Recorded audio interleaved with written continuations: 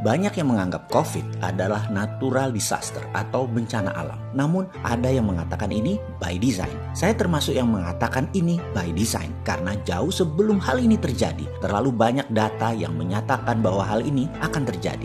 Sehingga sesuatu yang bisa diinfokan terlebih dahulu itu adalah by design. Untuk dikatakan by design, maka ada serial panjang membangun narasi sebelum rencana dijalankan. Dalam kaedah propaganda, memang hal ini harus dilakukan. Sungguh, pelajaran propaganda itu pelajaran yang menarik. Untuk kelas kecil, Anda bisa dikatakan pakar propaganda kalau Anda jago di dalam copywriting dalam digital marketing. Karena mulai dari strategi, funneling, seeding, building trust, selling, sampai membangun loyalitas itu dilakukan di dunia marketing dengan secara urutan. Sama halnya di dalam membangun propaganda untuk tujuan politik seperti yang globalis lakukan. Seedingnya jauh-jauh hari. Lalu ketika mendekati puncaknya dibangun agitasi atau mengajak, kemudian provokasi yaitu mengajak dan bergerak. Di mana tujuan akhir dari propaganda adalah changing mindset. Ingat, tujuan propaganda adalah bahwa sadar seseorang diubah sesuai dengan tujuan sang pembuat pesan, changing mindset. Oh iya, strategi komunikasi yang dijalankan penguasa dengan buzzer saat ini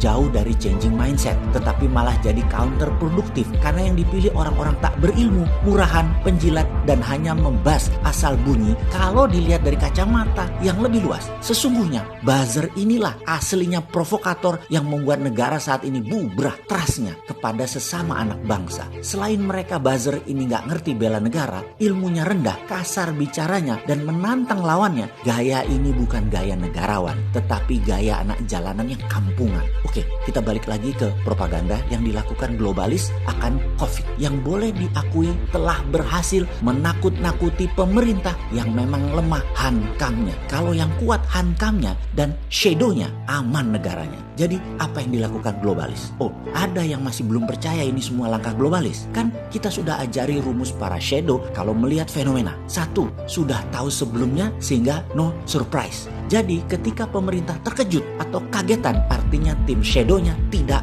bekerja. Kalau sudah kagetan, reaksi pejabat negara adalah biasanya overestimate, berlebih-lebihan. Walaupun 2 bulan sebelumnya underestimate. Sampai banyak mengatakan COVID gak akan masuk ke Indonesia karena izinnya susah. Karena pada makan nasi kucing, jadi gak bisa COVID masuk. Pokoknya pejabatnya belagunya banget deh. Underestimate di awalnya, kemudian kaget, lalu overestimate, panik gak karu-karuan. Ini adalah kerja globalis, sudah mulai paham, lalu mulai atur sana sini, dan 2 bulan kemudian underestimate lagi. Wis ngono terus, wapokmu kapan cok? Jadi karena shadow gak kerja, kagetan sering terjadi, dan negara begini itu adalah korban globalis. Lalu setelah no surprise adalah who is benefiting, siapa yang mendapatkan keuntungan paling banyak, dia pemainnya. Dan kita semua tahu dalam 4 bulan efek pandemi COVID di dunia ada 29 bilioner baru di Amerika lahir. Dan total kekayaan para bilioner geng Bilderberg itu naik 584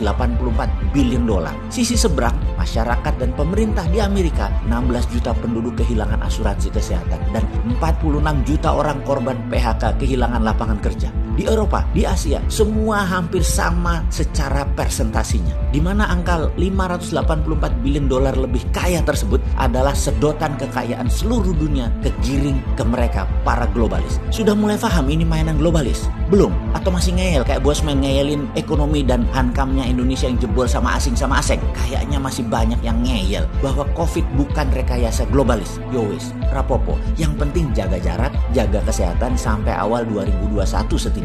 Oke. Oh, masih ada yang tanya ya, apa yang dilakukan globalis? Harus dijawab nggak? Lah, katanya nggak percaya ini by design oleh globalis. Kok sekarang kepo sih?